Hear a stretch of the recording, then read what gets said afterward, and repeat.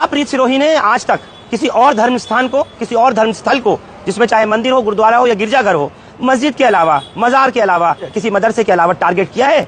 ये एक बड़ा सवाल है। मामला तो सिर्फ वही है ना, मस्जिदों को तो टारगेट करना है, मंदिरों को थोड़ी। सबसे बड़ा खुलासा आज करने जा रहा हूँ। 1970 और 80 के दशक के वो लोग जो यहाँ तुर्कमान गेट से अजमेरी गेट के स्कूल एंग्लो अरेबिक में पढ़ने जाया करते थे, उनका कहना है कि उस वक्त में ये मंदिर यहाँ इतना बड़ा, इतना भव्य, ये सब कुछ नहीं था। ये प्रीत सिरोही को दिखाई नहीं दिया। सोचिए कि मानसिकता किसको लेकर के है। ये 20 रुपये का माइक लेके भागा भागा छत पे चढ़ गया और तू मुल्ला ये लोगों को मिसगाइड कर रहा है। पहले तो ये देख, इस मंदिर के कागज देख ले, जब तू पैदा नहीं हुआ था उससे पहले का ये मंदिर है, और इस मंदिर के सरकारी कागज देख ले, देख लिया।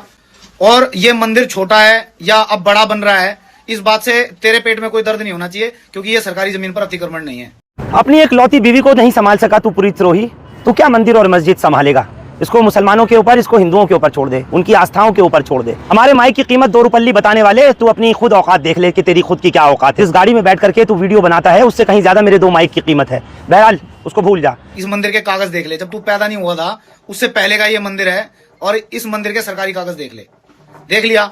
जिस नक्शे को दिखा करके तू सरकारी दस्तावेज बता रहा है ना, ये यहाँ राह चलते पर छोटे मोटे बच्चे भी बना लेते हैं जो यहाँ पर चलते हैं। सरकारी दस्तावेज वो हैं, ये है जो तू अपने स्क्रीन पर देख रहा है। ये है गैजेट नोटिफिकेशन 1970 का, और उससे पहले के दस्तावेज 100 साल पुराने भी मौजूद हैं। 15 फरवरी 1940 की वो डीड और उससे पहले के भी सब कुछ मौजूद है। दरगाह मस्जिद फैज इलाही के दस्तावेज में अगर नहीं है तो मौजूद नहीं है। ये श्री राम हनुमान वाटिका जो कि एक मस्जिद के ऊपर, महमूद इलाही मस्जिद के ऊपर बना हुआ है, इसका कोई दस्तावेज अब तक नहीं पेश कर सका है। तू नक्शा तूने बनाया है, वो 10 रुपये का यहाँ कोई भी चलते फिरते बना देता है। बहुत सारे यहाँ पर नक्शा नवीस फिर रहे हैं जो ऐसे नक्शे बना देते हैं। तो कौड़ी का नॉनसेंस आदमी जो अपना घर नहीं संभाल सका, वो मंदिर मस्जिद संभालने की बात करता है।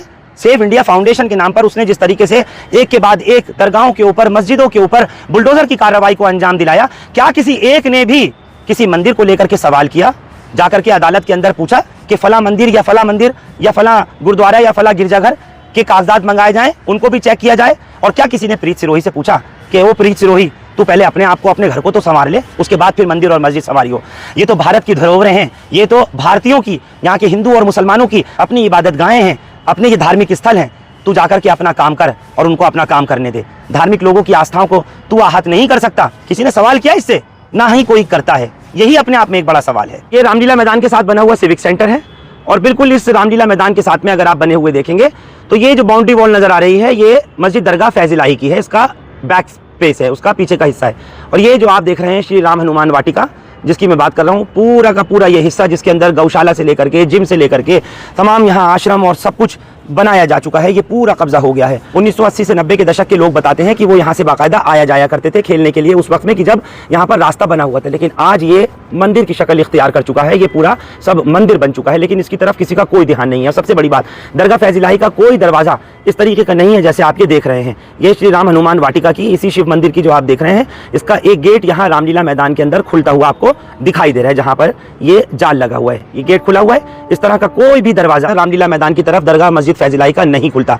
आपको अंदाजा लगाना मुझे लगता है कि मुश्किल नहीं है कि ये किस तरीके की पार्शियलिटी की जा रही है, किस तरीके का ये दोहरा रवैया इख्तियार किया जा रहा है। सारे पर्चे, दस्तावेज, डॉक्यूमेंट जो है वो मस्जिद दरगाह फैज इलाही के लिए मांगे जा रहे हैं। पूरी तरह रामलीला मैदान के साथ में बने हुए इतने बड़े और भव्य मंदिर के ये पीछे का हिस्से में जिसको आप देख रहे हैं, जहाँ ये एक बड़ा शिवाला बनता हुआ भी नजर आ रहा है, वहाँ ये गेट, ये दरवाजा, ये पूरी बिल्डिंग, ये सब कुछ बना दी गई है इसी हनुमान वाटिका की, जिसको आप अपने स्क्रीन पर देख रहे हैं। पूरे रामलीला मैदान की ये तस्वीर है, जबकि इसके साथ में बना हुआ ये मस्जिद दरगाह फैज इलाही आपके सामने आपको नजर आ रहा है। महज 15 मीटर के फासले में बने हुए 2 धर्म स्थल, एक ये मस्जिद और एक आगे वो मंदिर, दोनों के लिए अलग अलग कानून, अलग अलग प्रावधान। आखिर क्यों? मुसलमानों को किसी के धर्म स्थल से, किसी की इबादतगाह से, ख्वाह कि वो मंदिर हो, गुरुद्वारा हो या फिर गिरजाघर हो या कुछ और, उससे कोई गुरेज, कोई परहेज न कभी था, न कभी है और न ही होगा। ये परेशानी और दिमाग का फतूर सिर्फ उन लोगों के लिए है, उन नफरती चिंटुकों को है, जिनको दूसरे धर्म स्थलों से हमेशा टीस रहती है, जिनकी रातों की नींदें दूसरे धर्म स्थलों से, दूसरों की आस्थाओं से हराम रहती हैं। तो मैंने आपको पहले भी बताया था कि यहाँ पर महमूद इलाही मस्जिद हुआ करती थी, जो कि फैज इलाही साहब के भाई हुआ करते थे, लेकिन आज वो मस्जिद कहाँ है उसका कुछ नहीं पता। उसकी जगह पर ये जो आप बहुत बड़ा सा भव्य मंदिर बने हुए देख रहे हैं, जिसका दरवाज़ा भी ये खुले तौर पर रामलीला मैदान में खुला हुआ है, ये भी आपको आपके स्क्रीन पर नज़र आ रहा है। सारी दुनिया भी ये देख रही है। आखिर वो मस्जिद कहाँ गई जो गैजेट में मौजूद है 1970 के, जिसमें साफ तौर पर यहाँ महमूद इलाही मस्जिद हुआ करती थी। उस जगह की जहाँ यहाँ इतना बड़ा मंदिर नहीं था।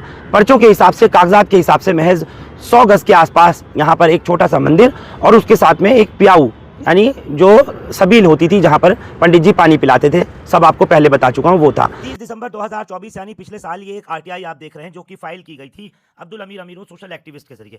उन्होंने इस मस्जिद और कब्रिस्तान फजल महमूद इलाही मस्जिद जो कि फैज इलाही के भाई थे जैसे आपको बताया, उनके जरिए एक आरटीआई फाइल की गई थी। उस वक्त तक ना तो प्रीत सिरोही नाम का कोई प्राणी और ना ही कोई सेव इंडिया फाउंडेशन नाम की किसी तरीके की कोई संस्था थी जिसने दरगाह हजरत फैज इलाही को लेकर के कोई सवाल उठाया या कोई रिट पिटीशन लगाई हो। इस आरटीआई के लगभग 7 महीने बाद जाकर के प्रीत सिरोही नाम का ये प्राणी आया बीच में और इसने आकर के एक रिट पिटीशन फाइल की। वो महमूद इलाही मस्जिद और कब्रिस्तान यहाँ से कहाँ गया जिस जगह मंदिर बना हुआ है, वक्फ बोर्ड इसका जवाब देगी। जो मुस्लिम कौम है, मुस्लिम कौम के कायदीन है, जो रहबर हैं, वो सब कौम के साथ साथ सो रहे हैं। उन्हें किसी को कोई मतलब नहीं है, चाहे उधर दरगाह फैज इलाही की बात हो या फिर इधर ये श्री हनुमान शिव वाटिका की बात हो। ऐसा लोग कहते हैं कि आखिर मुसलमान कब तक सोएगा? क्यों अदालतों की तरफ नहीं रुजू हो रहा? क्यों अदालतों के दरवाजे नहीं खटखटा रहा? क्यों अपने हक और इंसाफ के लिए वो तंजीमें जो काम करती हैं वो अब तक इस तरफ नहीं देख रही हैं? क्या उनको नजर नहीं आ रहा है कहां कहां कब्जा करके मंदिर बनाए गए, कहां कहां कब्जे करके और दूसरी इबादतगाहें बनाई गई? आप सिर्फ अपनी दरगाहों के लिए, अपनी मस्जिदों के लिए, अपने इमाम बाड़ों के लिए, अपनी ईदगाहों के लिए, अपनी खानगाहों के लिए ही बस पर्चे ढूंढते और तलाशते रहिए। जाकर के सवाल मत करिए, अदालत से मत पूछिए। जितना हक दूसरे लोगों का अदालतों पर है उतना आपका भी है, मुसलमानों का भी है, हिंदुओं का, सिखों का, ईसाइयों का, सबका हक है। सबके लिए इंसाफ बराबर होना चाहिए और सबको इंसाफ मिलना चाहिए। फिर ऐसे में एक सवाल बड़ा ये पैदा होता है, क्या दरगाह फैज इलाही जो मस्जिद फैज इलाही के नाम से भी जानी जाती है, उसके साथ में इस जगह जहां पर महमूद इलाही मस्जिद हुआ करती थी, जहां कब्रिस्तान हुआ करता था, जो कागजात में, जो गैजेट में मौजूद है, वहां आज सिर्फ श्री राम हनुमान वाटिका मंदिर है, तो वहां से मस्जिद कहाँ गई? वहां से वो कब्रिस्तान कहाँ गया जो सरकारी दस्तावेज में 1970 के दशक में मौजूद था? और जैसे मैंने आपको बताया कि 70-80 के दशक के लोग ये बताते हैं कि यहाँ पर एक बाकायदा रास्ता खुला हुआ था और वो रास्ता बाकायदा आने जाने का था।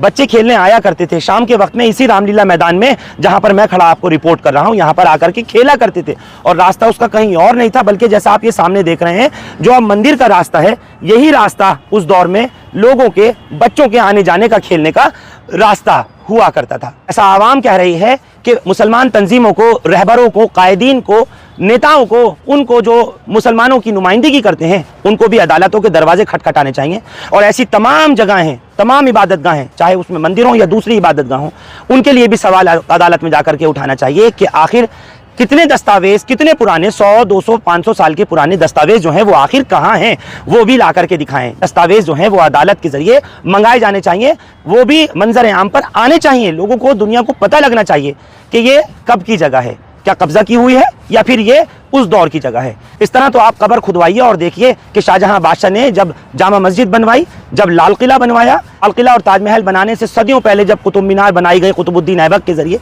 उनके कागजात कहाँ हैं? ताजमहल के कागजात कहाँ हैं? तोड़वा दीजिए सब कुछ, तोड़ दीजिए सब जिसके कागजात ही नहीं हैं।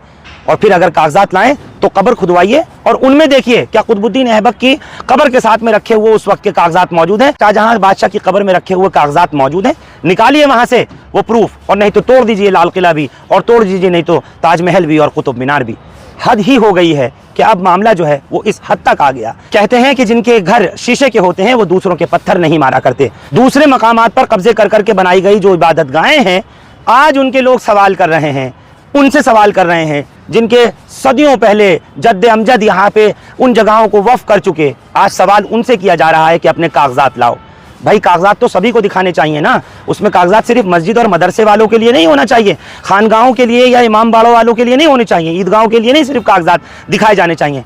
अदालतों को चाहिए कि जितनी भी इबादतगाहें, चाहे मंदिर हो, चाहे गुरुद्वारे हो, चाहे स्तूप हो, चाहे गिरजाघर हो, सबके कागजात चेक करें, 100 साल, 200 साल, 300 साल और 400 साल पहले के, और देखिए किसके पास से कागजात सबसे पुराने निकलते हैं। ये भी आपको अंदाजा हो जाएगा कि कौन सबसे ज्यादा उन कागजात को मेंटेन किया हुआ है और किन धरोहरों को, जिनको आज आप कह रहे हैं कागजात। इंडिया गेट के कागजात किसके पास हैं?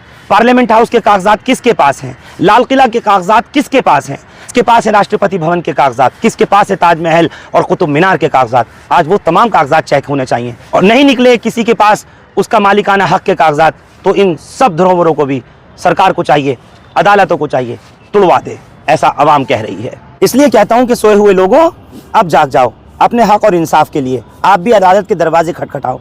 आज भी अपने दस्तावेज़ों को मजबूत करो और किसी तरीके से अपना हक यूं ही रायगा नहीं जाने दो। बहुत शुक्रिया। अगर आपको ये खबर अच्छी लगी हो तो ज़रूर इसको शेयर करें। हिंदुस्तान लाइव फरहान याहिया यूट्यूब पर सब्सक्राइब कर सकते हैं और क्लिक कर सकते हैं बेल आइकन हमारी खबर की पहली नोटिफिकेशन के लिए।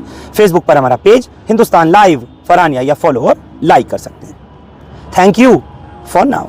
नूरी निहारी मसाला से ही तो बनता है शादी वाली निहारी, मुलायम और प्यारा जायका। बस घर में निहारी बने तो सिर्फ नूरी निहारी मसाला से।